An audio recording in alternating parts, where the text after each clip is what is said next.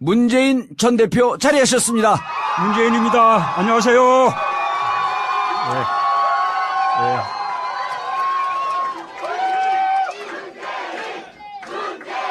야.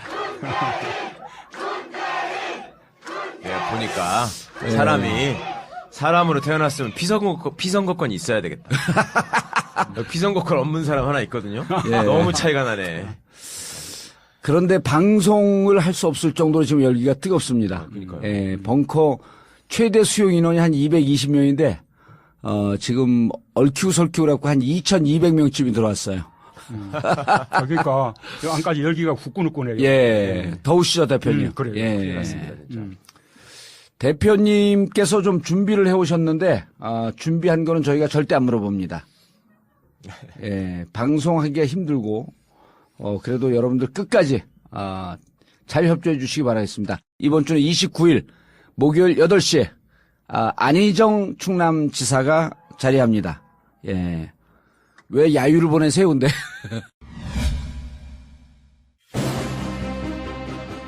조기 대선 가능성이 높아졌습니다. 대선 승자 궁금하시죠? 누가 대통령이 될까요? 이 모든 문제의 답을 드릴 단 한 권의 책. 19대 대통령이 책으로 나왔습니다. 19대 대통령은 노무현 정부 청와대 여론조사 전문가였던 박시영 씨와 지난 9년간 청와대에서 여론조사 책임을 맡았던 이상일 씨와의 맞짱 토론을 통해 2017년 19대 대통령을 예측했습니다. 진영 대결을 강화해야 진보가 이깁니다. 민주당 경선의 승자가 누구이며 야권의 필승 전략이 무엇인지 담아냈습니다. 대선은 아직 끝나지 않았습니다. 진정한 보수가 나아가야 할 길과 보수의 대선 전략을 고민했습니다. 19대 대통령. 주요 서점에서 판매하고 있습니다. 토크쇼 출판사. 야, 이 부장! 네가 부장이면 땅이야? 뭐? 저 인간 저건데 쟤 오늘도 술술 풀리고 안 먹고 회수 갔냐? 내일 또 신체 상태로 출근하겠구만. 아유. 고려 생활 건강 술술 풀리고 음주전 한 포가 당신을 지켜드립니다. 특허받은 천연 유래 성분 숙취 해소제 술술 풀리고를 은하계 최저가로 딴지마켓에서 만나보세요. 야, 이 부장! 네가 부장이면 땅이야? 뭐? 저 인간 저건데 쟤 오늘도 술술 풀리고 안 먹고 회수 갔냐? 내일 또 신체 상태로 출근하겠구만. 아유. 고려 생활 건강 술술 풀리고 음주전 한 포가 당신을 지켜드립니다. 특허받은 천연 유래 성분 숙취 해소제 술술 풀리고를 은하계 최저가로 딴지마켓에서 만나보세요. 여성 여러분, 골반이 삐딱하면 허리가 아파요. 아랫배가 나와요. 골반이 바로 서야 건강도 아름다움도 바로 섭니다. 바디로직을 입으세요. 토크밴드의 입체적인 탄력이 틀어진 골반을 바로잡습니다. 간편하고 확실한 골반 교정 타이즈 바디로직. 삐딱한 남성 골반에도 역시 바디로직. 바디로직의 효과를 못 느끼셨다면 100% 환불해드립니다. 자세한 환불 조건은 홈페이지를 참조하세요. 바디로직. 바디로직. 대표님. 여기 벙커 처음 오셨죠? 예, 처음입니다. 예. 분위기 어떠세요? 대단하네요. 저는 뭐 몰랐는데, 예. 이렇게 열린, 또 이렇게 다 들여다 보이는, 예. 이런 데서 이렇게 녹화하는 줄 몰랐습니다. 그리고 정말 많은 분들이 함께 해주셨고요. 예. 저는 이 팟캐스트 늘 고마운 게, 우리 그 주류 언론들. 예. 정말 너무 편파적이잖아요.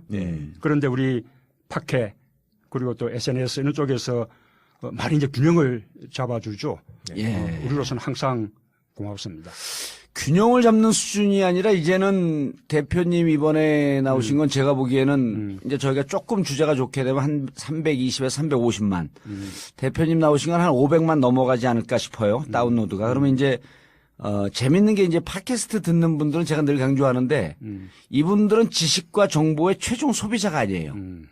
유통자들입니다. 그리고 적어도 듣는 거로 주위 한 10분 정도에게 충분히 설득할 수 있는. 전파한다. 예. 그러니까, 500만 듣게 되면 5천만 다 들었는데 이번에 그러면은 한 대선을 바로 치르면 한 90%쯤 지지율이 나오지 않을까요?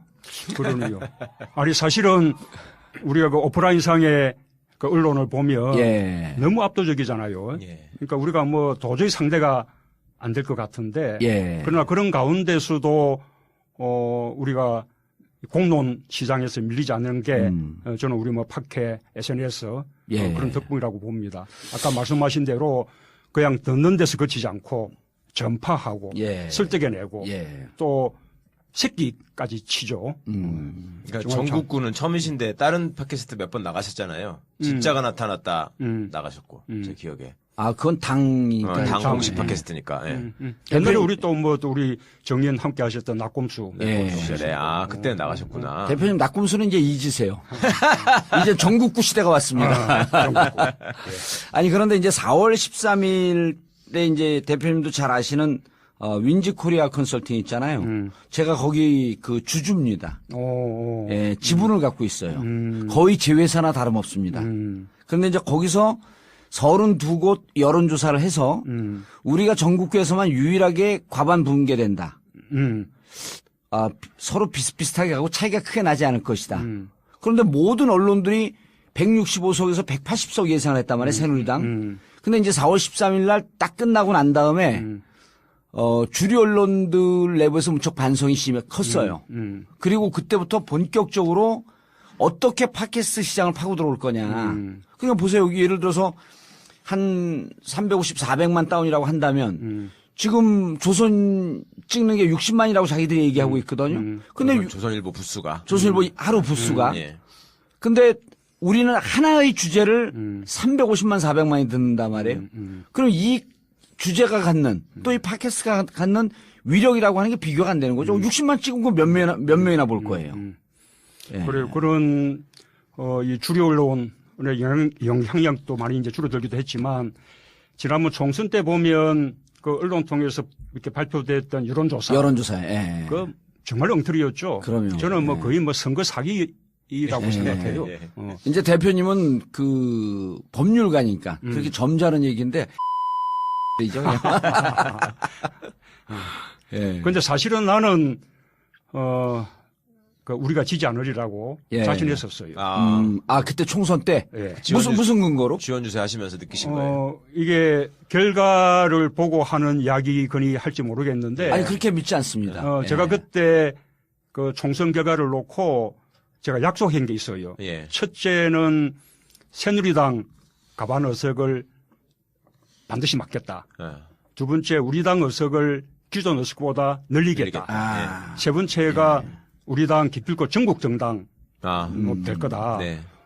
다 맞았잖아요. 예. 제가 뿐만 아니라 부산에서는 부산 시민들이 우리 당 5명 국회의원 뽑았거든요. 그렇죠. 예. 제가 신공항 꼭 해내겠다고. 그랬더니 딱 5명 됐어. 그래서 거의 나도 우리 그 봉도사 수준의 쪽집게로 그렇게 맞췄습니다. 문도사. 예. 문도사가 걸어가는 걸 영어로 뭐라는 줄 아세요? 모르겠어요. 문워크. 어쨌든 그때 참 그 영남 지역이나 충청 지역 이런 쪽의 변화 그리고 우리 당이 전국 정당화된 것 이런 거 참 기적 같은 그런 일이었습니다. 그때 눈물 나는 감동이었죠 정말 그 부분은. 그 저의 뵈면은 마주 뵈니까 갑자기 생각나서 여쭤보고 싶은 게 생겼어요. 그 네팔 다녀오셨잖아요. 왜? 그때 가자마자 이거 안경 코가 빠져가지고 이렇게 난감해하는 거 제가 봤거든요. 난감하시는 거 어떻게 구하셨어요 이거? 그냥 하나 없이 그냥 끼고 다니셨어요? 이 양반은 별걸 다 하고 평상시에 저하고 있으면 문재인 엄청 까거든요. 이거 보니까 문과였었네. 아니 안경 쓰는 사람 그거 없으면 진짜 괴롭거든. 아니 그래서 그 카트만두에서 그 안경 코 임시로 그렇게 땜질로 해서 쓰다가 지금도 돌아와서 도로 또 여기 와서 했죠? 그러니까 완전히 수리하신 거죠? 예. 저는 그래서 휴지로 감고 다니셨나 어떻게 했나 싶더라고. 그런데 노무현 대통령과 함께 오래 계셨었잖아요. 예. 그리고 직접 정치 일선에 나서시진 않았지만 어쨌든 정치 그 또 노무현 대통령께서 보통 승부사예요. 그냥 항상 전면에서 싸우는 정치 그다음에 뚫고 나가는 정치 이런 걸 그 계속 보시면서 지냈는데 항상 이렇게 보면은 좀 그 사람들을 대할 때 기자들을 대할 때 공개석상에서 이렇게 보면 좀 수줍어 하시는 것 같아요. 아직도 이게 몸에 잘 안 맞는 옷 같아요. 그런데 뭐 맨 선두에서 뭐 공격받고 야단 맞고 뭐 이러기는 매일반 아닌가? 아니, 아까 스튜디오에서 이렇게 환호에 손 흔드시는 거 보니까 많이 뻔뻔해지셨는데요. 정말 예상치 못한 모습인데. 예. 그 자연스러우세요. 그러니까 이제 자꾸 과거의 그런 모습이 이렇게 이제 그 머리를 좀 잡고 있어도 제가 보기에는 무척 자연스러우세요. 그래 우리 정치가 조금 더 품격이 있으면 좋은데 예. 역시 조금 이런 조금 투쟁적인 그런 것도 있어야 우리 정치에서 살아남고 또 인정받고. 요즘 가장 투쟁적이시잖아요. 가장 투쟁적이신가요? 저는 그냥 원칙 지키는 것만큼은 잘합니다. 예. 정치가 품격이 있어야 한다. TBS 교통방송 TV에서 제가 진행하는 그 프로그램 이름이 정봉주의 품격시대입니다. 오, 정말? 그럼요. 좀 2달째 됐어요. 한 번도 안 보셨죠? 그거 봐야지 대통령 됩니다. 교통방송에 텔레비전 있다는 것도 모르실걸요? 지난번에 김어준. 그건 라디오예요. 뉴스공장 라디오. 라디오 나갔잖아요. 그건 라디오예요. 텔레비전이에요. 제가 비주얼이 되잖아요. 예. 본격적으로 레이스가 걸렸어요. 그리고 요즘은 그 촛불 국면에서 주저주저하는 것 때문에 특히 우리 진영 분들이 많이 이제 속상해하고 그러는데 요즘은 정말 아까도 말씀드렸듯이 좀 거침없어졌어요. 저는 주저한 적은 없고요. 예. 초기에는 박근혜 대통령에게 이런저런 기회를 우리가 드린 거였죠. 그런데 본인이 다 걷어찼죠. 예. 그러니 결국 원칙적인 길로 가게 된 것이었고 나는 처음부터 저를 비롯한 우리 야당 정치인들이 그냥 국민의 선두에 서서 대통령의 하야를 요구했었다면 이 촛불 정국이 잘못하면 정쟁처럼 되면서 진정 논리에 갇힐 수가 있었다고 생각해요. 그래서 그때 초기에 정치적인 해법을 제시하면서 그다음에 그 해법이 통하지 않는다는 것을 우리 시민들이 보면서 더 분노를 키우고 그리고 자발적으로 촛불을 들고 나서고 이런 전개 과정이 대단히 자연스러웠다고 생각합니다. 지금도 우리 촛불 집회가 감동을 주는 것은 누군가가 이끄는 것이 아니라 정치하는 사람들이 선동해서 이렇게 나오는 것이 아니라 전부 자발적으로 내 한 사람 촛불이라도 세상을 바꾸는 데 도움이 될까 해서 집에 아이들 손까지 잡고 그렇게 나오잖아요. 그러니까 아주 평화적인 전 세계가 깜짝 놀라는 그런 아주 명예로운 지금 시민혁명을 하고 있는 거죠. 근데 솔직히 말해서 촛불 시민들이 야당에 대해서 답답해한 것도 있었단 말이에요. 초반에. 그 야당도 많이 혼났고 실제로. 근데 이게 지금 맨 처음에 그러면 정치적인 순서나 해법을 제시하셨을 때 그러면 대표님은 박근혜 대통령이 그 말귀를 알아듣고 자기가 이거를 정상적으로 판단해가지고 그거를 해법을 수용할 거라고 기대하셨어요? 아니 반드시 기대한 것은 아니지만 그러나 그런 수순을 거쳐서 맞아 말이 안 통하는구나. 맞아 이제 좋은 말로 할 때 내려오시라. 그렇게 한 건데 그렇게 통하지 않는구나라는 것을 우리 시민들이 직접 다 보셨기 때문에 그다음에 이렇게 촛불 집회에 나가서 이게 나라냐 적각 퇴진하라라고 주장하는데 아무런 거침이 없게 된 거죠. 그런데 이제 저도 박지원 그 대표하고 정치를 오래 했는데 왜 유독 문재인 전 대표께서 말씀만 하시면 언론보다도 박지원 대표가 계속 쌍수를 들고 이 대거리를 하거든요. 쉽게 얘기해갖고. 왜 그런다고 생각을 하세요? 그 남자 섭섭한 거죠, 뭐. 지난번에 대표 떨어져서? 그것 때문에 그런다고요, 순전히? 박지원 대표를 너무 쪼잔한 사람으로 보시는 거 아니에요? 뭐, 어쨌든, 지금까지는 그러고 난 이후에 또 경쟁하는 관계에 놓이게 된 거죠. 아니, 당이 다르기 때문에 우리 이제 더불어민주당과 국민의당이 야당의 자리를 놓고도 경쟁하게 되고 호남의 지지를 놓고도 경쟁하게 됐고 결국 이제 그 시작이 그때 지난번 전당대회 때 당대표 경선으로부터 시작이 된 거죠. 그래서 지금은 한참 경쟁하는 과정이니까 예. 뭐 저는 그러시리라고 생각하고 앞으로 또 대선의 길목에 들었으면 예. 그때는 또 함께 힘을 모아서 정권 교체를 해내야 되는 예. 그런 또 협력자. 관계거든요. 예. 그래서 결국 마지막 중요한 순간에는 함께 힘을 모을 수 있을 거라고 저는 확신합니다. 박지원 대표도 언제든지 만날 의향이 있으시다.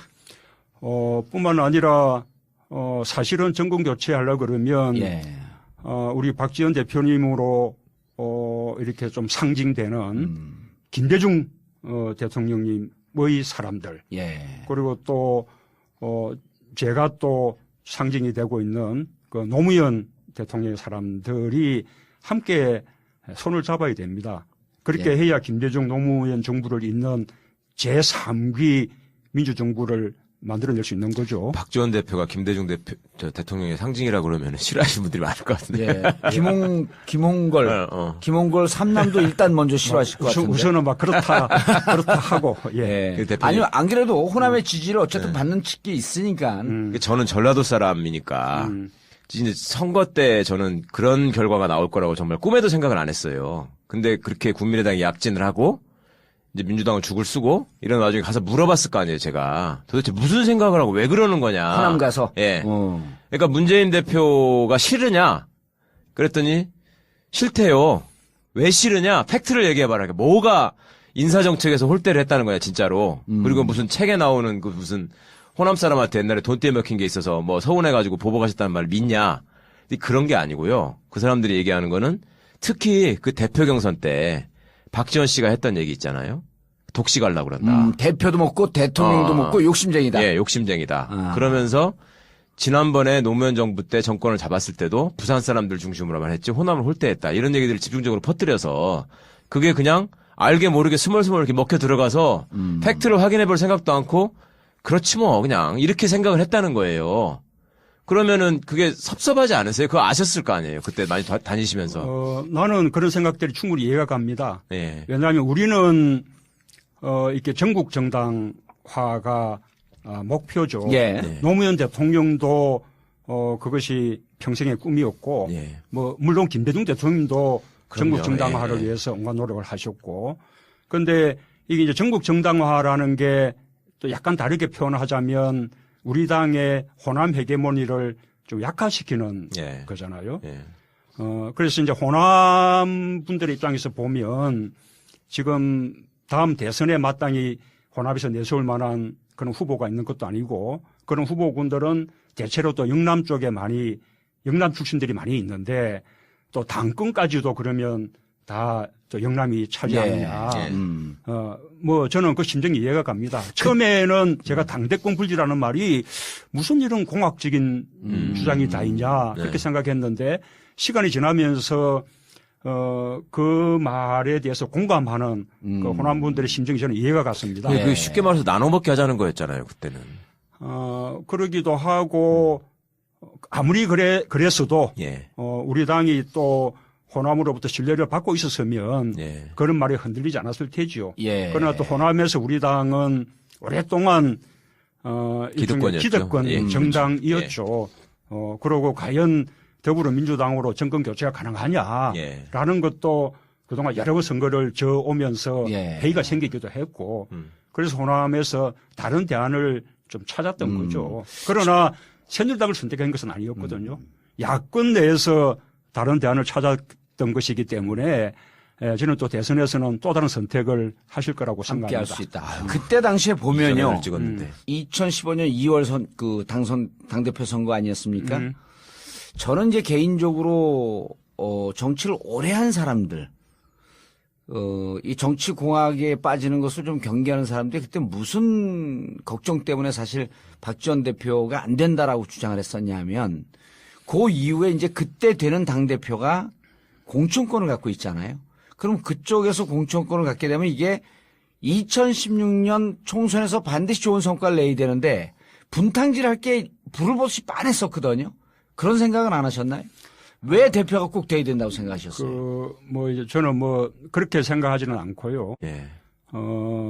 제가 이제 이 점이 박지원 대표님에게 아주 미안한 대목인데, 박 전 대표님은 오랫동안 당 대표를 꿈꾸셨거든요. 예. 네. 그런데 그때 전당대회가 결국은 총선을 또 앞두고 있고 이번 대선을 예. 또 좌우하게 되는 그런 그렇죠. 전당대회거든요. 그러니까 박 전 대표님 대단히 정치적으로 유능하고 또 김대중 대통령 모시고 했던 분이지만 자꾸 우리 정치가 새로운 면모를 보여야 되는데 네. 그것은 뭐 그분의 생각하고는 무관하게 국민들이 볼 때는 그냥 옛날 정치로 보이지 않습니까? 예. 지금 한쪽에서는 자꾸 새 정치 하면서 이렇게 이 야당의 정치에 도전을 해오고 있는 마당인데 네. 그럼 우리도 새로운 면모를 보이려면 달라져야 되는 거죠. 예. 그래서 그때 당 대표를 이렇게 나선다는 게 저로서는 굉장히 위험 부담이 큰 일이었고 그것이 독배가 될 것이다.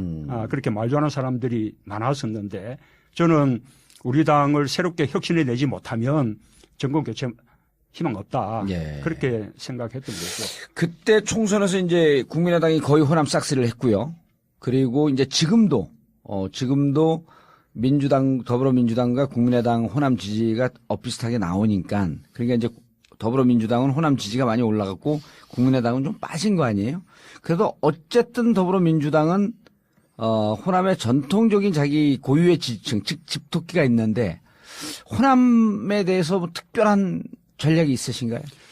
우선은 아까 뭐 그런 어려움을 겪긴 했지만 예. 그러나 지금 우리 당 바라보면 과거의 때보다 그래도 국민들로부터 지지받고 또 탄탄한 그런 정당이 되어 있는 것 아닙니까? 예. 저는 그것이 뭐 제가 당 대표를 했던 보람이라고 생각하고요.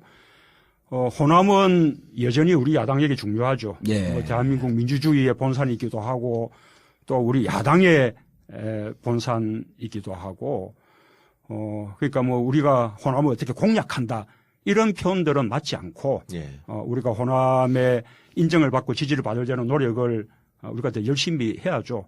또 한편으로는 더불어민주당이 결국 정권 교체의 중심이 될 수밖에 없구나. 또 더불어민주당이 정권 교체 해내겠구나. 예. 이런 이제 신뢰를 주면 저는 또 호남에서도 또 우리 더불어민주당을 인정해 줄 것이라고. 그러니까 요즘 그렇게 점점점 인정들 해주고 계신다. 예. 그런 느낌을 갖습니다. 그러니까 이성적으로 뭔가 논리적으로 얘기하시는 분들은 그런 얘기를 하더라고요. 그러니까 결국 더불어민주당에서 대통령을 배출하고 정권을 담당할 것이라는 확신이 들면 호남은 올 것이다. 반드시 옛날로 예. 다시 돌아간다 하는 얘기를 하는데 결국은 이제 그런 믿음을 얼마큼 주느냐에 달린 것이고 또 그만큼의 책임이 또 그만큼 있으신 거죠. 계속 앞서 달리시니까. 일각에서 문재인 그 전 대표께서 대선 레이스에 가면서 정치인들을 좀 갈라치게 하는 것 아니냐라고 하는 우려의 시각이 있어요. 뭐냐면 원로들을 좀 만나기를 싫어하고 좀 구정치인이라고 좀 이렇게 그 옆으로 치워놓은 거 아닌가 그런 지적들이 있거든요. 원로들을 좀 보세요. 그러면요. 예. 제가 뭐 원로들은 뭐 잘 모시려고 노력을 하죠. 지금 뭐 우리 김원기, 임채정 예. 우리 당 내에 원로 뭐 분들에게는 말할 것도 없고 뭐 국민의당으로 가신 원로 뭐 건노갑 고모님 이런 분들께도 인사는 드리고 있고요. 예. 제가 이제 여의도 정치의 어떤 뭡니까 방식 예. 그런가 하고 조금 다를 수 있죠. 조금 그러나 그렇죠. 네, 다르시죠. 뭐 또 여의도 정치의 방식을 좀 벗어나야 된다고 생각하는 사람이기도 하고 예. 저는 우리 정치에서 여의도가 중심이긴 하지만 그러나 여의도보다는 저는 또 오히려 뭐 국민 속으로 또 국민들과 함께 그렇게 해야 된다고 생각하는 그런 사람이어서 예. 상대적으로 뭐 여의도 내의 스킨십 이런 부분들이 과거보다 못하다 그렇게 생각할 수는 있는데 그러나 뭐 마음은 예. 뭐 그렇지 않습니다. 예. 근데 국민과의 스킨십도 예를 들면 꼬마들 입장에서 저희 동네 꼬마들을 봐도 이렇게 대표님 사진을 보면은 굉장히 좋은 할아버지 같다라는 얘기를 해요. 4살, 3살짜리들이. 할아버지죠. 흰머리가 있으시니까. 당신도 애들한테. 할아버지야 그럼? 아, 나한테도 그럴 수 있지. 뭐 우리 정의원도 뭐 만만치 않은 사람 나이. 나이 많죠. 그리고 이렇게 또 현장에서 이렇게 사진 찍는 모습이라는 걸 보면은 손자 생각이 나서 그러신지 그 애들하고 사진 찍을 때 표정이 확실히 밝으세요. 그런 걸 느끼는데 일반 사람들은 문 대표님한테 접근하기가 예를 들면 노무현 대통령께서 갖고 계셨던 그 완전 서민적인 저 양반은 나하고 뒹굴 것 같다. 막걸리 먹고 저 양반은 뒹굴 것 같다. 이런 느낌은 좀 아니란 말이에요. 문 대표님은 뭔가 모르게 저 양반은 가서 잘못 말 걸으면은 상처받을 것 같기도 하고 내가 얘기했는데 맞장구 안 쳐줄 것 같고 이런 느낌이 있거든요. 그거는 인정 못 하시겠어요? 아니 그래도 좀 잘 안 맞아도 고발은 안 하잖아. 아니 근데 그런 경험이 있네요. 네. 그 제가 양산에 있을 때 광주 시민들이 맞아, 찾아갔었어요. 버스 한 대 동원에 대절해서 관광객들. 또 찾아오셨어요. 한 40 몇 분이 다 저하고 모르는 분들인데 아무런 연락 없이 그냥 자기들끼리 술집에서 술 마시다가 한번 가보자. 그렇죠. 뭐 집에 없으면 어쩔 건데 뭐 없으면 또 통도서나 보고 오지. 뭐 이렇게 뭐 이렇게 오셨다는 거예요. 그날 제가 마침 이제 성당에 미사 보러 갔다가 조금 이제 마치고 돌아가 보니 이분들이 기다리다 못해 돌아가셨는데 대문에 스티커를 다 이렇게 붙여놨어요.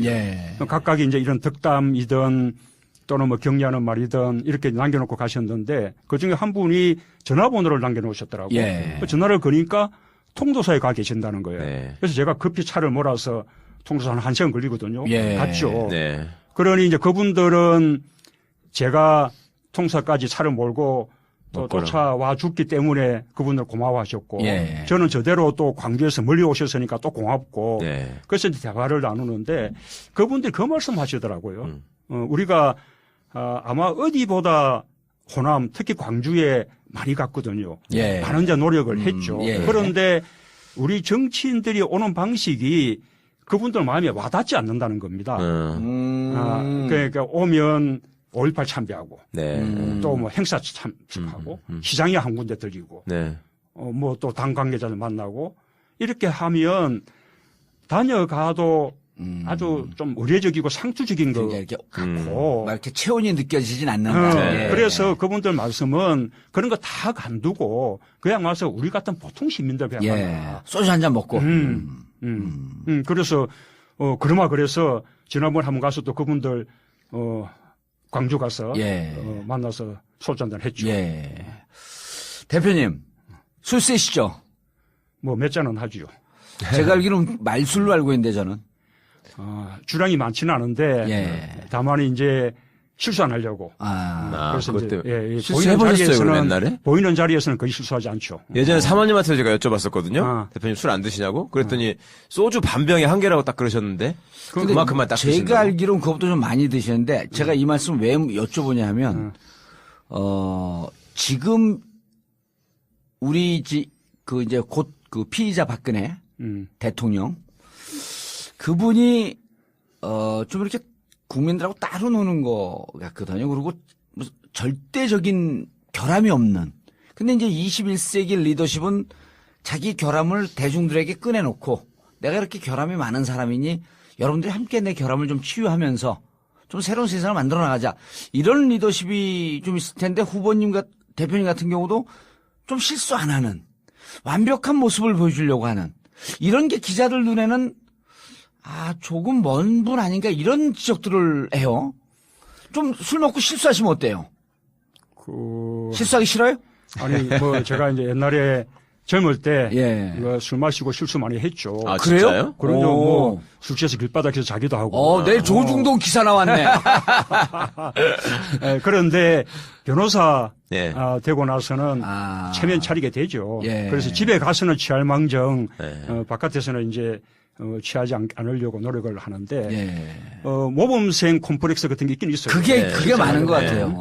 그런데 박근혜 대통령, 우리 피의자 대통령은 모범생 콤플렉스는 전혀 아니고 그거는 그야말로 그러니까 그냥 자기 중심 사고 거죠. 그러니까 자기를 위해서 하면 그것이 곧바로 공익이고 그렇죠. 국가익이고 이런 철저하게 자기중심 사고. 예. 이번에 보니까 우병우가 예. 꼭 같은 과더군요. 맞습니다. 예. 대표님, 우리 청취자분들, 그다음 국민들에게 내가 그렇게 먼 사람 아니다. 낯가친한 사람 아니다. 정말 친근감 있고 여러분들과 눈높이로 같이 하고 있다. 이거 어떻게 표현하시겠어요? 글쎄요. 예. 그 뽕짝을 한 곡 불러버리시면 왜냐하면 너무 이미지도 반듯하고 또 그 법률가라고 하는 것 때문에 그리고 이게 누구한테도 비치거든요. 이게 모범생 컴플렉스가 좀 있어갖고 실수 안 하려고 하는. 근데 사람이 어떻게 실수를 안 합니까? 실수하는 모습을 보이면서 또 같이 그 어울리기도 하고 그래야 되는데. 아니 그게 예. 그 장단점이 있는 거예요. 우선은 원칙을 지켜 나간다는 것은 너무나 중요하죠. 예. 그렇죠. 지금 박근혜 최순실 게이트도 결국 원칙 무너지고 상식 무너지고 예. 하니까 이런 일이 생기는 거 아닙니까? 그러니까 우리가 세상이 뒤집어져도 지켜야 되는 원칙은 예. 반드시 지켜야 되는 것이고 그와 별개로 좀 더 이제 인간적이면 좋겠다는 거죠. 예. 문재인이라고 하는 잠재적으로 가장 강력한 대통령 후보인데 문재인은 한마디로 어떤 사람이다? 저는 이번 대선에서는 준비된 사람이다. 준비된 사람이다. 그걸 예. 제 브랜드로 하고 싶어요. 예. 가장 준비되어 있다. 가장 준비된. 특히 이번에는 더 중요할 것 같네요. 그렇죠. 시기가 짧으니까요. 항상 준비된 대통령이 필요한 것이지만 예. 이번에는 대선 시기도 짧을 뿐만 아니라 기간도 당선되는 순간부터 임기가 그럼요. 시작하잖아요. 인수위가 없는 거예요. 인수위가 없죠. 네, 그래서 예. 곧바로 대통령 직무를 시작해야 되기 때문에 우선은 정책의 면에서는 거의 로드맵까지 다 갖춰야 됩니다. 예. 그리고 그렇죠. 또 섀도우 캐비넷도 발표해야 그렇죠. 되잖아요. 사람의 면에서는 인적인 진용까지 사전에 다 구상이 돼서 당선증을 교부받으면 곧바로 총리 인선부터 들어가야 됩니다. 예. 글쎄요. 그러고 난 이후에 막 이렇게 우물쭈물 하다가는 정말 그 중요한 시기를 다 국정을 이렇게 낭비하게 되죠. 예. 알겠습니다. 대표님, 탄핵 얘기를 안 할 수가 없는데요. 탄핵이 되리라고 생각하시나요? 헌재에서. 예, 저는 뭐 확신합니다. 언제쯤이요? 늦어도 3월 초순경까지는 하지 않을 겁니다. 예. 이정미 재판관 임기가 끝나기 전까지는. 이정미 재판관이 그 사건을 처리하지 않고 만약에 퇴임하게 되면 예. 그 이후가 상당히 어려워지죠. 예. 그래서 그 부분에 대해서는 아마 헌재에서도 이정미 재판관 퇴임 전에는 결정해야 된다라는 그런 강박감을 가질 거라고 봅니다. 제가 2004년 탄핵 때 겪어보니까 그때도 헌법재판소는 굉장히 보수적인 구성이죠. 예. 탄핵에 대한 찬반을 떠나서 마냥 국민이 선출한 대통령의 직무가 정지가 되고 예. 그런 어떤 권력의 정통성이 없는 사람이 대통령 직무를 권한을 대행하는 그런 어떤 비정상적인 상황을 그 비정상적인 상태를 최대한 빨리 끝내야 된다라는 예, 예. 강박이 헌재 내에 아주 깔려 있었어요. 예. 저는 뭐 지금도 헌법재판소는 최대한 빠르게 결정하려는 노력을 할 거라고 봅니다. 예. 그때 노무현 대통령 탄핵 심판 할 때는 그 히말라야에 계시다 그때도 급보 돌아오셔가지고 대리인이셨잖아요. 그럼요. 예. 그때는 청와대 계실 때가 법률 아니거든요. 대리인이죠. 예, 예. 그때는 오히려 우리는 자신이 있기 때문에 우리는 조기에 끝내자고 그러고 예. 그다음에 오히려 소추안 쪽에서 시간을 끌었었거든요. 예. 그런데 헌법재판소가 그렇게 시간을 끄는 여러 가지 신청들을 다 적절하게 기각을 했죠. 다 차단들을 하면서 상당히 조기에 예. 결정을 내려주었죠. 참 역사가 희한해요. 그때 김기춘이 소추하는 쪽이고 반대편 대리인단에 문 대표님이 계셨는데 그러네요. 2004년도에는 63일이 걸렸어요. 그리고 7차 심리가 진행이 됐고, 근데 이제 많은 법조인들에게 견해를 물어보면, 오히려 이번에 그 헌법 위반 5개, 법률 위반 8개지만, 오히려 노무현 대통령 때는 피의자 신분도 아니었고, 그 중립의무 위반, 선거법 위반 하나밖에 없었는데 오히려 그때는 간단한 것 같았지만 심리하기가 더 복잡했었다. 이번 같은 경우는 헌법 위반을 따지게 되면 보다 명백해진다라고 주장하는 분들이 훨씬 많거든요. 심리가 복잡한 것보다 예. 그때는 대통령의 탄핵 재판이라는 것을 처음 했습니다. 그렇죠. 그렇죠. 룰이 아직 서 있지 않았어요. 네. 아하. 증거 조사는 어떻게 해야 되는지, 예. 증인은 어떻게 할 증거 건지. 능력은 예. 어떻게 되는지, 뭐 이런 룰들이 서 있지 않았기 때문에 그 룰을 논의하는 자기들 논의를 꽤 오랫동안 가졌거든요. 예. 근데 지금은 그 부분이 다 정립이 되어 있기 때문에 정립됐죠. 이제 그 시간이 필요 없죠. 예. 그러고 탄핵 사유는 방대하지만 그러나 검찰 수사 기록과 특검 수사 기록으로 완샷으로 증명이 되는 것이기 때문에 그렇죠. 저는 이 탄핵 사유가 방대하다 해서 그 재판에 더 시간이 오래 걸릴 아무 이유가 없다고 봅니다. 1월 31일까지는 안 될까요? 그것도 저는 가능성이 있다고 봅니다. 아, 1월 31일도. 저는 뭐 예. 박한철 현재 소장이 그런 욕심을 그래도 갖지 않을까. 예. 그러나 내부에서 또 시간을 끌려는 또 책동도 있을 예. 거거든요. 그래서 그거를 이제 도표낼 수 있을까. 여기 우리 최강욱 변호사가 멋진 말을 했어요. 메뚜기도 한철인데 박한철 소장은 이 한철을 잘 이용할 것이다. 법률가라면 예. 이런 사건 자기가 하고 싶잖아요. 하고 싶죠. 결정하고 싶죠. 우리 예. 법률가들 네. 그 욕심 아니겠어요? 전 법률가가 아니어도 욕심이 나요. 대신에 예. 또 온몸으로 깨친 민주 변호사네.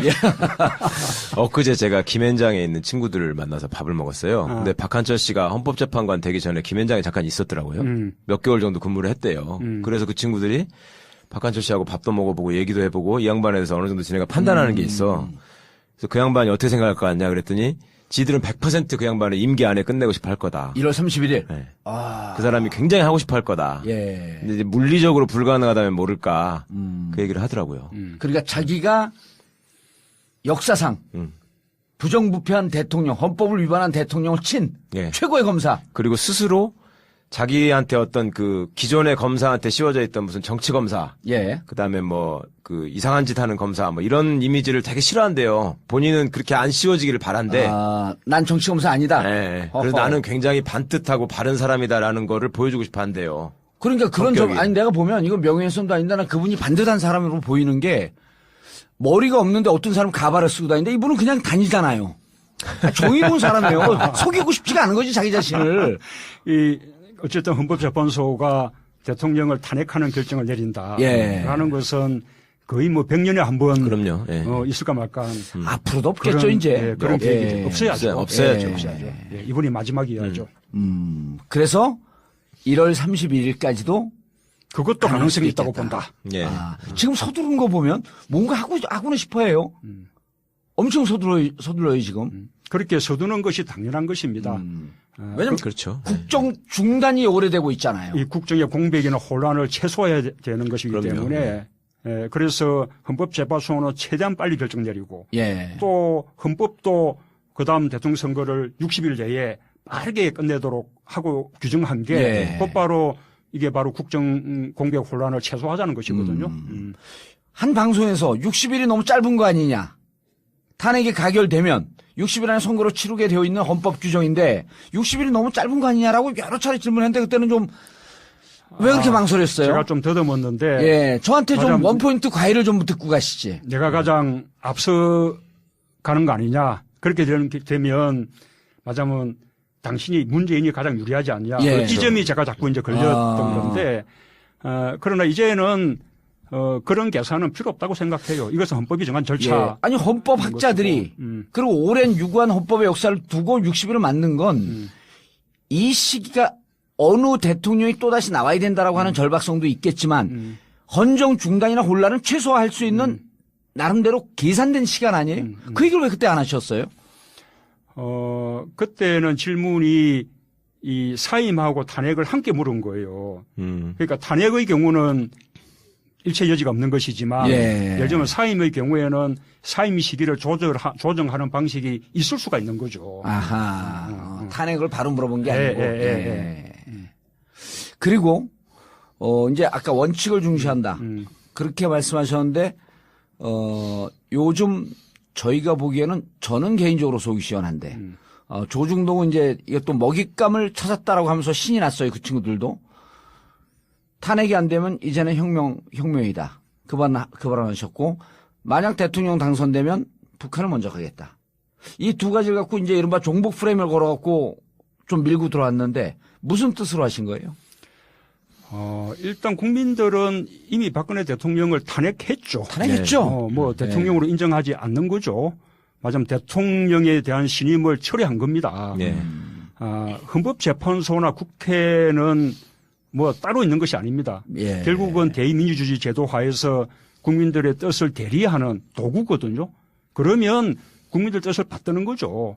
국민들은 압도적으로 탄핵했는데 헌법재판소는 다른 결정을 내린다? 예. 생각할 수가 없죠. 예. 근데 만약에 그런 결과가 생긴다면 저는 뭐 그런 결과가 있을 거라고 생각하지 않지만 예. 그래도 만에 하나 생긴다면 그것은 맞으면 국민들의 뜻을 제도적으로 관철할 수 있는 그런 길이 봉쇄된다는 것이거든요. 예, 예. 그럼 국민들은 분노하겠죠. 예. 그러면 국민들은 직접 아마 저항권을 행사하는 그런 식의 상황이 될 수밖에 없는 거죠. 예. 그러면 그때는 우리 뭐 정치인들이 나서서 수습한다고 수습이 되지 않는 그런 상황이 될 수 있다라는 제가 객관적인 그냥 예측을 한 것이고. 그거를 혁명이라고 표현을 하셨는데 그걸 가지고 투집을 잡는단 말이죠.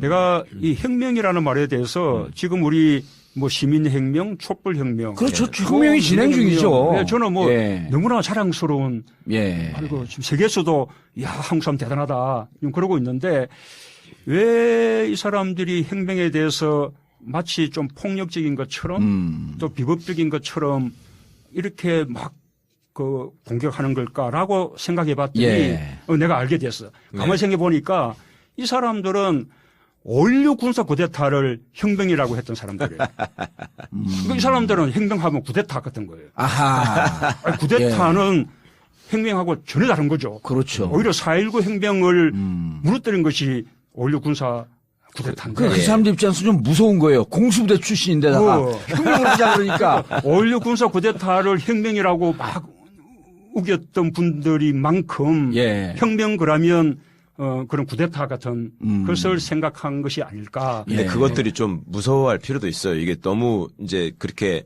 단죄당한 경험이 없다 보니까 오만방자해져가지고 오늘도 제가 박문진 이사회에서 그 늙은 일베들은 무슨 주장을 하냐면 지금 이 인간은 박문진이 아주 물어뜯어 그냥. 지금 광장에 나와 있는 촛불 시민들이 저기 예전에 광우병 사태 때 MBC에 속아가지고 촛불을 들었던 사람들하고 본질적으로 똑같다는 거예요. 그래서 지네들은 진실이 밝혀지면 결국은 이 촛불은 꺼질 것이고 MBC가 굉장히 중도적이고 객관적이고 중립적인 방송을 잘하고 있기 때문에 네. 뉴스에 아무 문제가 없다는 거거든요. 그러니까 저는 그 생각이 드는 거예요. 그러니까 대표님을 좋아하는 분들은 좋아하는 지점이 되게 다 동일해요. 저 양반은 절대 거짓말할 것 같지 않다. 정말 신사다. 정말 좋은 사람이다. 이런 얘기를 하는데 대표님의 약점을 얘기하는 사람들도 똑같아요. 불만을 얘기하는 사람들은. 그러니까 소위 고구마 사이다 논쟁이 있고 이재명 시장이 갑자기 확 지지를 얻고 했던 부분이 대표님의 부족한 부분 때문에 사람들이 돌아서거나 아니면 그 없는 부분을 채워주는 사람한테 열광한 면이 있단 말이에요. 근데 그게 그거란 말입니다. 그러니까 지금 시대는 국민들이 단지 대통령의 하야로 탄핵으로 이게 끝날 상황이 아니고 그간에 쌓여있던 대한민국의 적폐가 정말 이번 기회에 좀 다 털어지고 정말 새로운 나라로 새로 만들어졌으면 좋겠다는 생각을 하는데 문재인 대표님은 아무리 생각해봐도 세종 스타일이지 태종 스타일이 아니다. 우리는 지금 태종이 필요한 거 아니냐. 저 양반은 태평성대에 오셔가지고 뭔가를 시스템에 의해서 정말 바른 마음으로 올바르게 사심없이 하실 분이라는 걸 인정하는데 태종처럼 정말 마음을 먹고 나한테 좀 무슨 아픔이 있거나 손해가 오더라도 확 쓸어버리는 이게 가능하겠냐. 예. 처단할 건 처단을 하고 이거를 심지어요. 자칭 자기가 꼴통이라고 주장하는 육사 출신의 고급 군인 한 사람이 저한테 그런 얘기를 한 적이 있었어요. 자기가 그런데요. 네. 사실은 진짜 혁명을 한 사람은 세종이죠. 예. 네. 태종은 쿠데타를 했고요. 자, 어쨌든 방금 아까 우리 이재명 시장하고 네. 이제 고구마 사이다. 네. 그 뭐 저는 뭐 재밌는 예. 이야기였다 생각하고 뭐 고구마 사이다 또 함께하면 좋죠. 예. 뭐 동치미 국물 있으면 또 더 좋고. 네.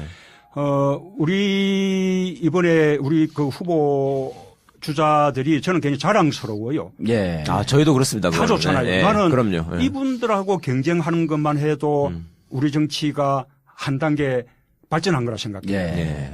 맞으면 이제 그 구정치로부터 조금 흘러내려서 예. 새로운 정치를 하는 사람들끼리 경쟁을 하게 된 거죠. 예. 그게 이제 발전 아닙니까? 그래서 우리는 뭐 당연히 치열하게 경쟁하겠지만 그 경쟁의 끝은 협력으로 끝을 내고 그래서 함께 힘을 모아서 정권 교체하고 예. 또 함께 힘을 모아서 국정 운영도 함께 힘을 모아서 하고 또 뭐 그러면 또 다음에 또 정권 재창출도 또 함께 힘을 모아서 하고 예. 우리가 5년 뭐 10년 만에 세상 못 바꾸잖아요. 예. 좀 우리가 길게 이렇게 세상을 바꿔 나가는 일들을 함께 할 수 있을 거라고 그렇게 생각합니다. 그 아까 이 뭐야 북한 먼저 예. 그거 이야기를 꼭 해야 되는데 예. 그거를 이야기하자면 이런 거죠. 미국은 어찌 보면 우리의 오랜 친구, 예. 친한 친구예요. 북한은 우리의 협상 대상이죠.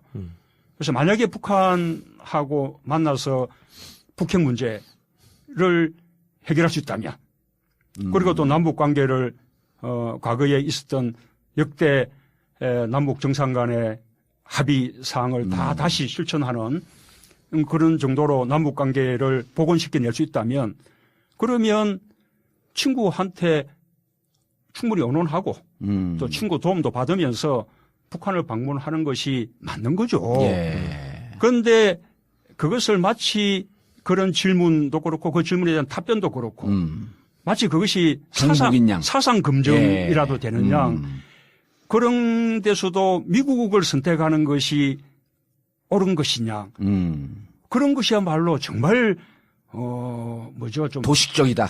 이해할 수 없는 거죠. 예. 사실은 애잖아요. 네. 그것들이 보기에 얼마나 뭘 프레임을 씌우고 싶은데 지네는 군대도 안 갔다 왔는데 이 양반은 특전사 출신이고 뭘 할 게 없는 거야. 그러니까 끼케야 한다는 말이 왜 뻑하면 북한을 좋은 것처럼 얘기하냐 막 이런 식으로 한번 물고 늘어져 보려고 하는데 이제 시민들이 그 수준은 넘어선 것 같아요. 이미 이제 그 꼼수는 다 본 것 같고. 방금 조금 전에 이제 최 변호사도 그 질문을 했는데 계속 이제 나오는 질문 중에 하나가 8주 동안 진행된 촛불 국면에서 지지율이 올라가지 않고 20% 초반에서 머물러 있었고 반면에 이제 이재명 성남시장은 급상승했고 10대 후반까지 갔었는데 저는 이제 그 여론조사를 같이 분석을 하면서 20%는 있지만 그 내부의 그 구성이 상당히 많이 바뀌었다. 그게 이제 보이거든요. 그럼 이제 그러니까 그 정체성을 분명히 하는 강성 지지자들이 많이 다른 쪽으로 빠져나갔단 말이에요. 그 이제 그러면서 최근에 발언이 조금 더 선명해지고 그러면서 이제 다시 그분들이 돌아오는 형국이니까 이제 지지율이 올라가고 있는데 여전히 과제는 아까 이제 호남 얘기했듯이 도대체 우리 야권의 진보 진영의 전통적인 이 집토끼들을 좀 제대로 잡고 그분들이 섭섭해갖고 나가면서 얘기하는 게 영향을 많이 주는데 이 집토끼들을 도대체 어떻게 잡을 거냐. 그래도 어쨌든 지지도가 가장 그래도 앞서가고 있고 또 뭐 조금씩 또 오르고 있고 그래서 정말 국민들께 고마운 그런 마음이죠. 이제 더 이제 노력해야 되는 거고요. 나는 내 개인 지지도보다 우리 당의 지지도 그다음에 또 우리 당 대선 후보 전체의 지지도가 높아지고 있다는 게 그게 훨씬 더 고무적이다. 고무적이고 좋은 일이라 생각해요. 그런 거 생각하면 이재명 시장의 활약 그것은 대단히 좋은 거죠. 안희정 지사도 이제 좀 올라가고 있어요. 물론이죠. 안희정 지사 다들 우리 당의 지지도를 높이는 역할을 하기도 하고 우리 전체 파이를 키우는 겁니다. 그리고 우리가 키워놓은 파이는 나중에 누군가가 선출되는 후보를 다 지지하게 될 거기 때문에 좋은 일이죠. 저는 뭐 집토끼 산토끼에 대한 전략이 뭐 따로 있다고 생각하지 않습니다. 그래도 지금보다 조금 더 선명한 정치적 입장을 가지고 가실 생각은 없으신가요? 그렇게도 해야 되지만 또 한편으로 확장도 해야죠. 그런데 저는 그 확장의 방법이라는 것이 무슨 정책을 우크리가 한다거나 무슨 말을 그냥 애매하게 한다거나 그건 아니죠. 그런 것이 확장의 방법이라고 생각하지 않습니다. 확장의 방법은 자기 정체성을 분명히 해서 뿌리를 깊이 내리면 가지가 넓게 펼쳐지는 거예요. 그런 것이고 그다음에 또 확장의 모습은 결국은 사람을 통해서 보여주는 거죠.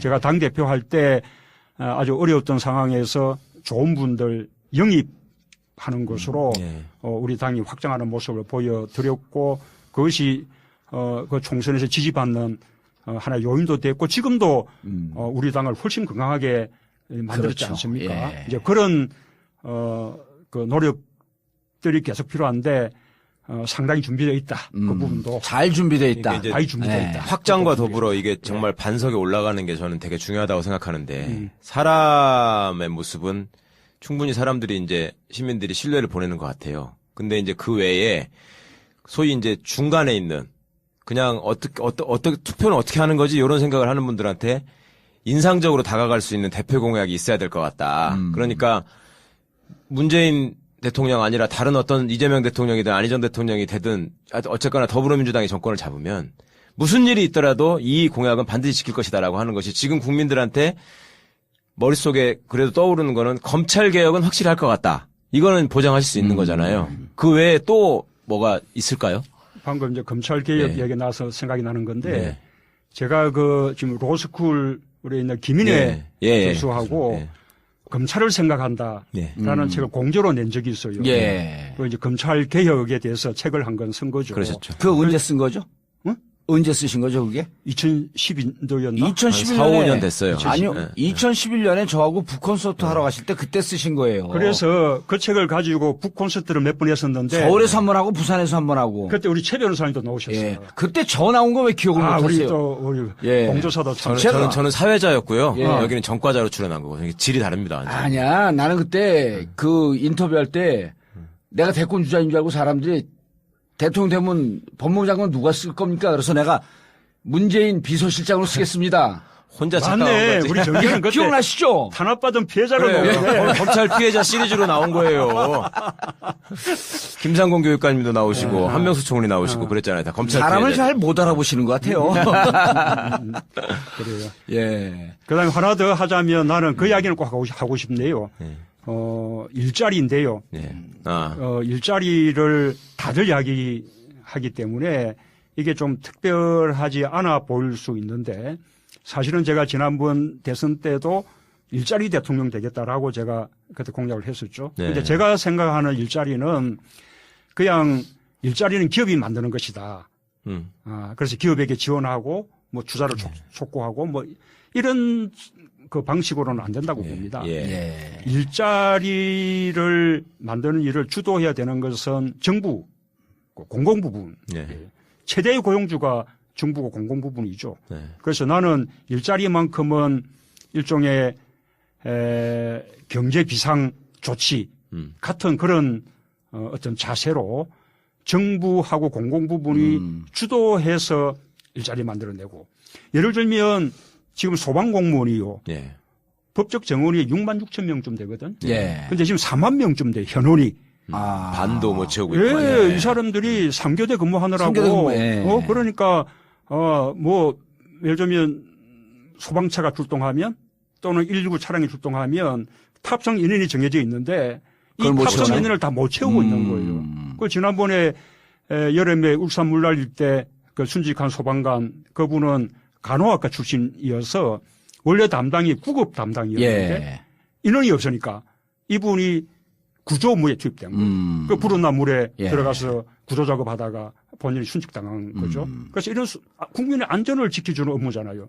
이것만 바로 법적 정엄만 채워도 당장에 2만 6천 명의 젊은 일자리가 그거를 지방직으로 만들어 놔가지고 지방 정부가 돈이 없으니까 지금 그렇게 하고 그것을 네. 또 국가직으로도 전환해야 됩니다. 예. 그러고 또 하나가 획기적인 방식이 지금 우리 아시다시피 법定노동시간이 예.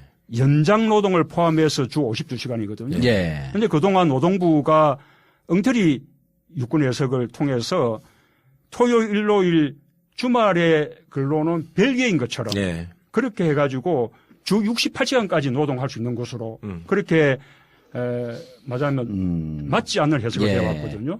이것을 법에 정한 대로 주 52시간 노동 시간만 지켜내면 순식간에 그거 하나만 가지고도 한 70만 개 일자리가 알겠습니다. 생겨납니다. 예.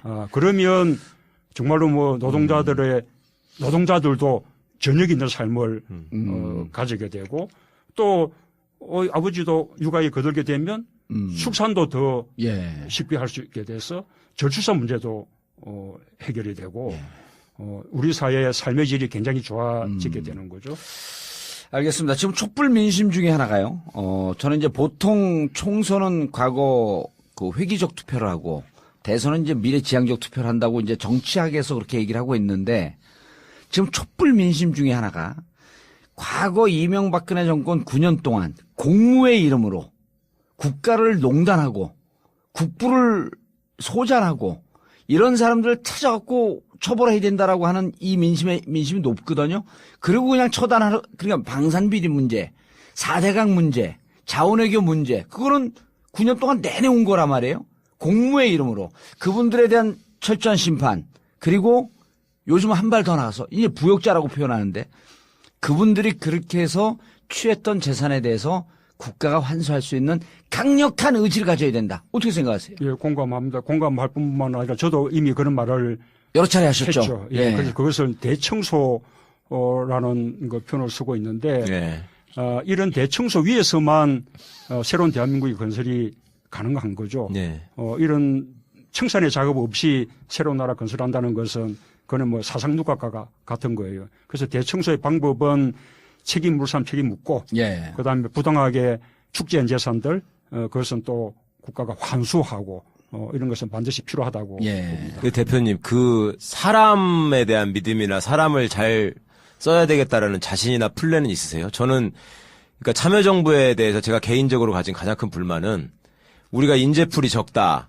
지금 그다음에 뭐 그 개혁이라고 하는 것이 한순간에 이루어지지 않는다. 뭐 이런 얘기 때문에 이 사람 저 사람 좌고우면 하면서 썼다가 거의 다 배신했지 않습니까, 지금? 그때 당시에 노무현 대통령의 어떤 지명을 받고 또 거기서 크고 거기서 역량을 발휘할 장을 펼쳐줬던 사람들이 돌아서서 다 딴짓하고 있단 말이에요. 아, 뭐 멀리 봐 기름 작업만 봐도 그렇지. 그렇죠. 그러니까 이번에 우리 저 안희정 지사가 당신은 정치할 만한 그 염치가 되는 사람이 아니다. 어떻게 한번 바로 와가지고 참배부터 할 줄 알았더니 그걸 안 하느냐라는 말씀을 해가지고 굉장히 그게 묵직하게 와 닿았는데, 그러니까 그때 당시에 청와대에 근무하면서 나름 자기가 굉장히 개혁적이라고 생각하는 사람들 중에는 저한테 개인적으로 내가 당시에 봤던 문재인 실장이나 문재인 수석은 개혁주의자가 아니었다. 이렇게 얘기를 해요. 그 양반은 항상 온건하고 토론을 통한 합리적인 시스템으로 가야 되는 것이지 사람이라는 걸 기본적으로 그렇게 뭐 한순간에 판단하거나 평가해서는 안 된다. 이런 입장을 갖고 계셨다. 근데 결과적으로 지금 그게 그렇게 배신하고 뒤통수 때리는 사람들을 우리가 많이 봤는데 앞으로도 우리 새 정부가 들었으면 민주당이 잡으면 또 우리한테는 사람이 부족하다. 그래도 뭐를 하려면 경력이 있는 사람이 있어야지 조직이 안정된다. 이런 논리가 계속 이어질 가능성은 없나요? 우선은 우리가 두 번의 정부를 경험했기 때문에 이제는 맨파워 면에서 우리가 전혀 밀리지 않습니다. 이제 과거에는 우리가 사회 분야 쪽은 맨파워가 풍부했었는데 사실은 뭐 외교, 안보, 국방, 경제 이런 쪽은 우리가 좀 부족했던 게 사실인데 지금은 이제 그런 부분에서조차도 우리가 전혀 뭐 맨파워가 부족하지 않습니다. 오히려 김대중 노무현 정부 또 이명박 박근혜 정부 두 개 보면 경제도 훨씬 김대중 잘했죠, 노무현 정부가 우리가. 훨씬 잘했잖아요. 안보도 마찬가지로 김대중 노무현 정부가 훨씬 잘했거든요. 그래서 이제 맨파워가 부족하지 않고요. 제가 아까 준비된 후보 이야기했는데 이 준비라는 것이 가장 중요한 것이 국정이 돌아가는 메커니즘을 아는 거예요. 그렇죠. 그러니까 관료들이 어떻게 움직이고 무슨 생각을 하고 어떻게 뭐 대통령 주재하는 회의에서는 대통령이 앞에서는 하자는 아젠다 계획에 대해서 다 찬성하고 오히려 그 계획 방안을 뭐 보고까지 해 올리고 하지만 어떻게 돌아서서는 교묘하게 그 계획을 무력화시키고 자기들 이익을 관철해 나가느냐 이 메커니즘들을 알지 못하면 딱 관료들에게 얹히기 십상인 거죠. 아마 그 나는 처음에 초기에 박근혜 대통령도 지난번 대선 때 썼던 뭐 경제민주화 이런 공약들 다 거의 다 말아먹었잖아요. 그런 것들이 저는 전부 다 경제 관료들에게 다 맞으면 얹혔기 때문에 그렇을 거라고 저는 생각을 합니다. 이제 그런 것을 꿰뚫어 볼 수 있어야 돼요.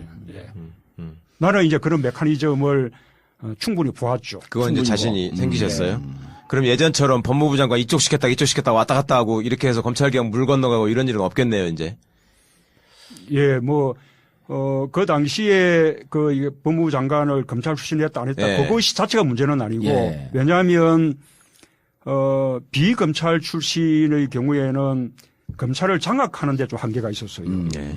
그러니까 이렇게 개혁을 하려 그러면 검찰까지도 참여시켜서 자생적으로 개혁이 되게끔 해야 되는데 비검찰 출신들은 검찰들하고 겉도는 거예요. 예. 그렇죠. 예, 그래서 좀 개혁을 깊숙하게 이렇게 파고들어서 하게 하는데 좀 한계가 있었고 또 그것이 답답해서 존경받는 검찰 선배 출신으로 하면 이 사람은 검찰 마인드가 강해서 그렇죠. 또 개혁 마인드 자체가 자기 제 식구 감싸기 예, 쪽으로 예. 가고. 그래서 이제 한 번 이렇게 교대로 이렇게 이제 하게 됐던 그러니까, 건데 예. 저는 그 시도가 문제였던 것이 아니라 우리가 말하자면 정치 검찰 를 없애고 예. 검찰의 정치적 중립성 독립성을 제대로 이렇게 굳혀 나가려면 먼저 있어야 되는 것이 그 앞에 있었던 정치 검찰 형태에 대한 청산.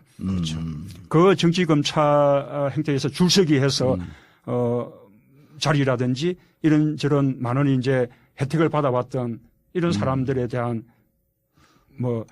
책임 묻기 이런 것들이 필요한 청소 거죠. 컨셉 좋아요. 계속 그렇게 밀고 가세요. 해야만 묵묵하게 일하는 다수의 검사들에게 그것이 이제 큰 격려가 되는 것이고 예. 또 다른 한편으로는 정치적 줄서기라는 것이 잠시 한때 좋을지 몰라도 결국은 그것이 불이익으로 돌아오는 것이고 심판받는 것이다 라는 것을 인식시켜 놔야 다음에 그런 줄서기 형태가 없어지는 것이거든요. 예. 근데 우리 때 이제 부족했던 부분들이 검찰의 정치적 독립이나 중립은 허용했지만 그렇죠. 그 앞에 우리가 청사는 부족했던 거죠. 그러니까 깡패나 불안당들은 무서워야지 꿇거든요, 일단. 근데 깡패 무서워하진 않았거든. 근데 여기 너무 신경 쓰지 마세요. 이 최강욱 지가 검찰 법무부 장관 하고 싶어갖고 계속 그것만 물어봐. 아니, 방금 이 이야기는 예. 아까 제가 이야기하던 그 검찰을 생각한다 그 북콘서트 때 예. 우리가 다 동의했던 예. 그런 내용들이에요. 나하고 같이 하고 날 기억도 못해요. 대표님, 어쨌든 이제 대선 시계는 빨라졌습니다. 그 가능성이 무척 높아졌죠. 그리고 1월 31일이라고 한다면 3월 말까지는 대선을 치러야 돼요. 3월 초라고 한다면 5월 10일까지는 대선을 치러야 되고 바로 누구든 당선되자마자 이제 임기가 시작되는 거 아니에요. 인수위원회도 없이. 그 캐비넷 어떠한 내각을 구성하겠다라고 하는 것도 발표하고 그래야 되는데 당내 경선이 더 신경 쓰이세요? 아니면 본선이 신경 쓰이세요? 아무래도 중요한 것은 본선이죠. 예. 걱정도 그렇고요. 예. 저는 당내 경선은 말하자면 이게 상처 남기고 예. 서로 힘을 함께 모으지 못하게끔 후유증을 남기는 그게 제일 그런 심각하죠. 경선만 예. 아니면 된다고 봅니다. 예. 저는 우리 주자들이 워낙 좋기 때문에 서로 충분히 이렇게 아름다운 경쟁 할 수 있을 것이라 생각하고 그러면 누가 후보가 되더라도 충분히 힘을 한데 모아서 저는 해낼 수 있을 것이라고 생각하고요. 이제 본선인데 지금은 박근혜 대통령 워낙 못했고 심판받는 분위기고 또 새누리당이 쪼개지기도 했고 그러니 우리가 여건이 좋아 보이지만 그러나 그 기득권 세력들의 힘이란 것이 얼마나 강고합니까? 예. 그게 언론도 그다음에 또 정보기관들도 심지어 재벌도 예. 이 기득권 세력들의 카르텔이라는 것이 막강하거든요. 예. 결국 선거 시기가 되면 이 사람들은 다시 또 결집한다고 봐야 그렇죠. 됩니다. 예. 그리고 지금도 우리가 박근혜 대통령의 적각 퇴진을 요구하고 그것을 계기로 삼아서 구시대를 대청산하고 새로운 대한민국 건설해야 된다라는 촛불 민심이 아주 도도하긴 하지만 현실적으로 좀 이루어진 것은 박근혜 대통령이 헌법 탄핵 재판을 받게 되고 직무가 정지된 것 예. 외에는 지금 사실상 아무것도 달라진 것이 없어요. 그렇습니다. 거꾸로 지금 예. 촛불 민심을 막 거스르려는 네. 그런 식의 시도들이 막 그냥 여기저기서 지금 행해지고 있지 않습니까? 그럼요. 예. 다시 이것이 보수 네. 진보의 진영 논리로 바꾸려고 하는 식의 그 움직임도 있고 이제 이런 거 생각하면 우리가 본선에 대해서는 정말 있는 힘을 다해야죠. 예. 우리가 조금이라도 낙관적으로 생각한다거나 쉽게 생각하면 큰일 날 거라고. 그런데 지금 그 대표님의 이런 그 낙관적인 기대와는 달리 이미 우리 진영 내부에서 각 후보를 지지하고 있는 지지자들 사이에서 온라인 상에서의 이 대립, 서로 비방, 이게 지금 극렬해지기 시작을 했거든요. 어떻게 했으면 좋겠어요? 두 가지 이야기를 하고 싶은데요. 빨리 극격화됐어요, 지금. 그래서 우선은 제가 그래서 선풀 운동을 예전에. 제안했는데 별로 효과가 없었잖아요. 그 지지자들이 아닙니다. 지금도 뭐 그런 이야기들을 그대로 하면서 자제해야 된다고 하는 이야기들이 스스로도 많이 하긴 하죠. 근데 어쨌든 자기가 지지하는 후보가 더 낫다라고 하는 거기까지만 하면 또는, 돼요. 그렇죠. 또는 뭐 상대 후보에 대해서도 비판하는 수준 정도는 할 수 있을 테죠. 그러나 비난하고 공격하는 이런 것은 오히려 자기 후보의 확장을 방해하는 것이기 때문에 자기 후보를 돕는 것이 아니라 자기가 지지하는 후보를 오히려 더 이제 폐쇄적인 것처럼 만들고 오히려 확장을 방해하는 그런 결과가 되거든요. 그래서 그러지 말아달라는 호소를 쟤를 지지하는 사람뿐만 아니라 모든 후보를 지지하는 우리 네티즌들께 다 말씀드리고 싶고 또 한 가지는 또 SNS 문화가 또 있는 거 아닙니까? 사실은 뭐 SNS 공간에서 뭐 공격 안 받아본 분 없잖아요. 뭐 아마 그 공격을 세상에서 제일 많이 받은 사람이 저는 절 거라고 생각하는데. 근데 왜 느닷없이 우리를 물고 들어갔어요? 그래서 또 그런 것도 또 그러려니 이것이 또 터이 문화며 SNS 문화거니 이렇게 이런 거 조금 대범하게 이렇게 또 받아 넘기는 것도 중요한 것 같아요. 그러면 그 속에 작전 세력들이 또 그렇죠. 그게 문제죠. 자꾸 이제 이간시키거든요. 그러니까 그 차원에서 지금 SNS에서 소위 문바, 노빠 이런 말 용어를 쓰잖아요. 그거 알고 계시죠? 문바라는 말이 무슨 뜻인지. 어떻게 받아들이세요? 어떻게 생각이 되세요? 우선은 뭐 달걀 문바는 절대 문바 아니라고 그거는 제가 확실하게 그렇게 뭐 단언할 수 있다 싶고요. 저는 뭐 우리 친노 또는 친문 뭐 이렇게 노빠 문바가 뭐 따로 있지 않다고 생각합니다. 우리 사회에서 반칙이나 특권 미워하고 좀 상식이 통하는 세상을 꿈꾸는 사람들은 다 저는 친노고 친문이라고 그렇게 생각하거든요.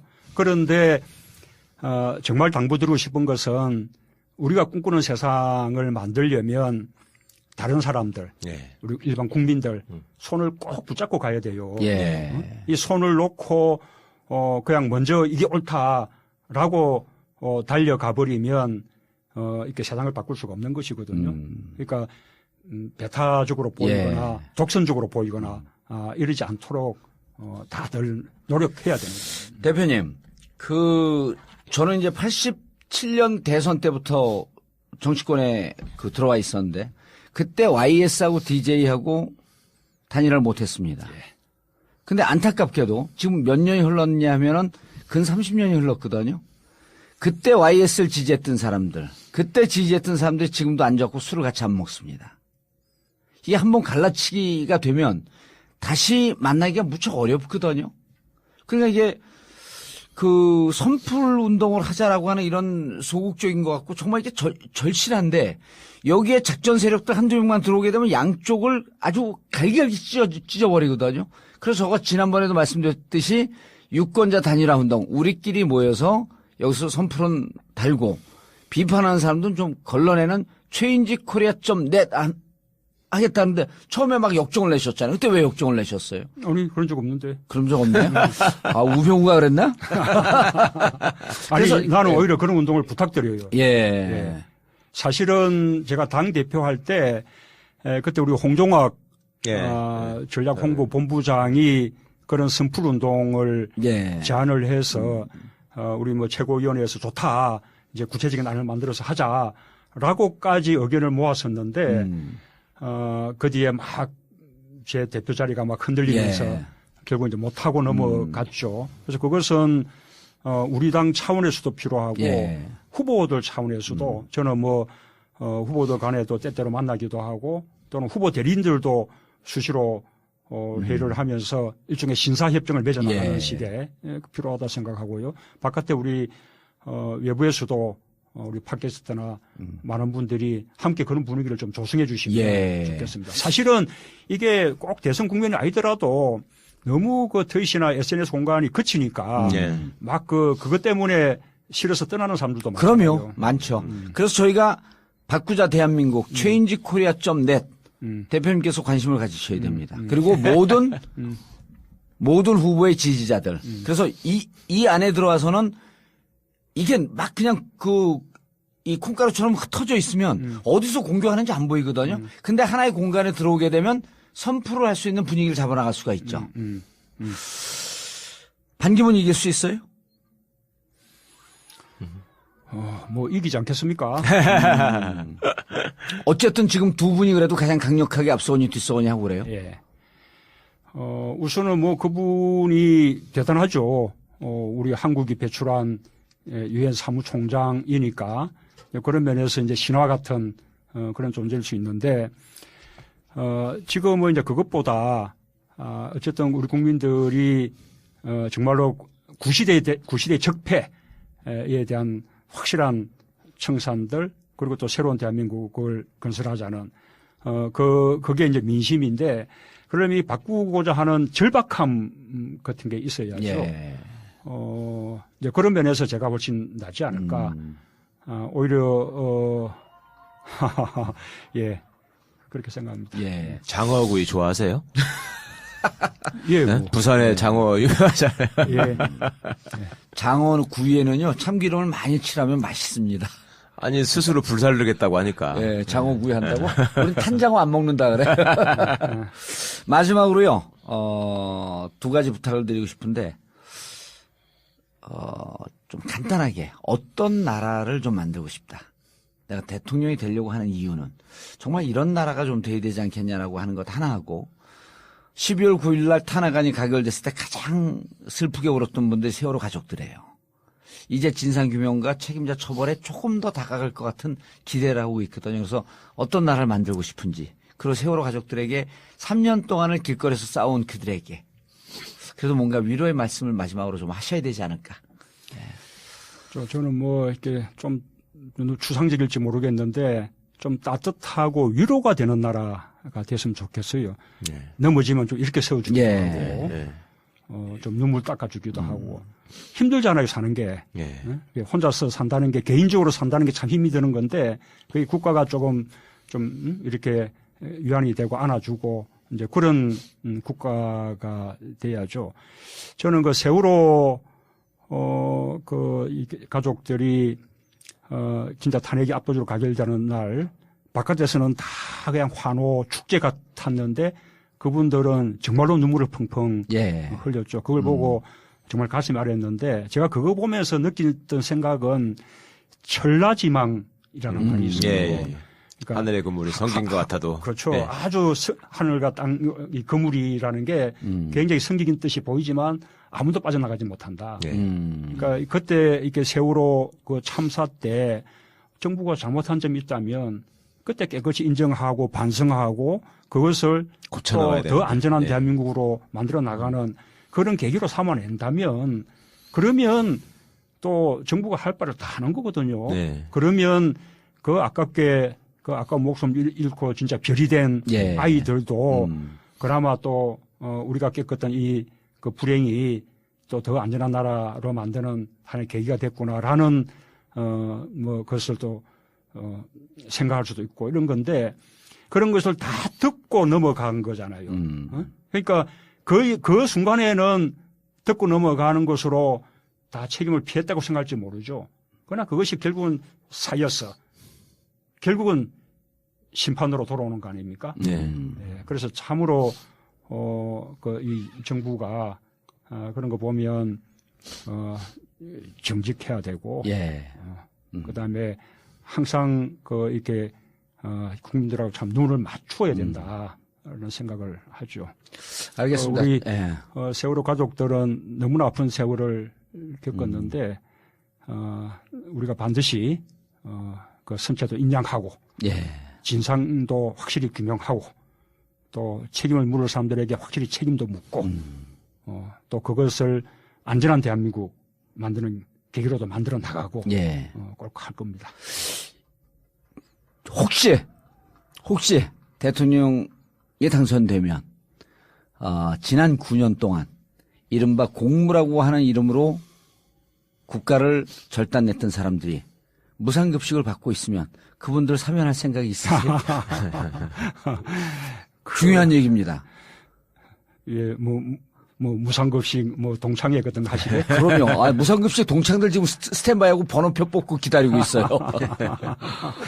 예, 실제로, 그런, 이렇게 고위, 공직자, 예. 권력자, 그리고 또 재벌, 예. 이런 분들이 우선 처벌도 가볍고. 없는 사람들보다는 훨씬 가볍게 받고 예. 예. 그래서 좀처럼 실형받지 않죠. 예. 만큼 막 엄청난 죄를 저질러도 다 집행유예로 빠져나가고 또 그나마 또 조금 지나면 사면 예. 복권되고 이제 못하게 해야 되죠.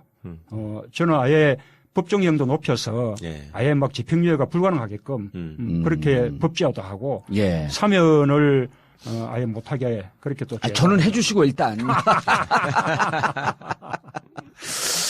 마지막으로 오늘 이 방송을 듣는 분들이 작게는 300만, 많게는 이제 500만인데 이분들이 철저하게 나를 위해서 싸워줄 우군도 될 수 있지만 자칫 잘못하게도 안티세력도 될 수 있거든요. 이분들에게 나는 앞으로 어떻게 준비해서 어떻게 나가겠다. 마지막 말씀드리고 끝내겠습니다. 아직 우리가 세상을 바꾸지 못했거든요. 예. 그래서 세상을 바꾸려면 정말 촛불이 지치지 않아야 되는 거죠. 네. 끈질기게 예. 세상이 바뀌는 마지막 그 순간까지 촛불을 드려야 한다고 생각합니다. 예. 그렇게 당부 드리고 싶고 저는 늘 그 촛불 민심 속에서 우선은 정권 교체를 위해서 또 다음은 정권 교체가 다가 아니라 그것을 통해서 우리 촛불 민심이 바라는 그런 새로운 대한민국, 진정한 민주공화국, 그리고 또 평등한 나라, 공정한 나라, 그렇게 만들 수 있도록 제 있는 힘을 다하겠습니다. 예. 문재인 전 대표님 모시고 말씀드렸는데 처음에 저희가 섭외했을 때 많이 우려를 하셨습니다. 그리고 본인이 말을 잘 못한다. 그런데 오늘 말씀 들어봤더니 못하는 게 아니라 너무나 잘하십니다.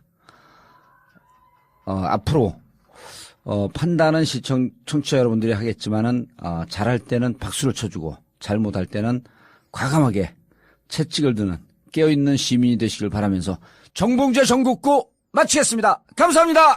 감사합니다. 네, 고맙습니다. 예. 너무 잘하시네.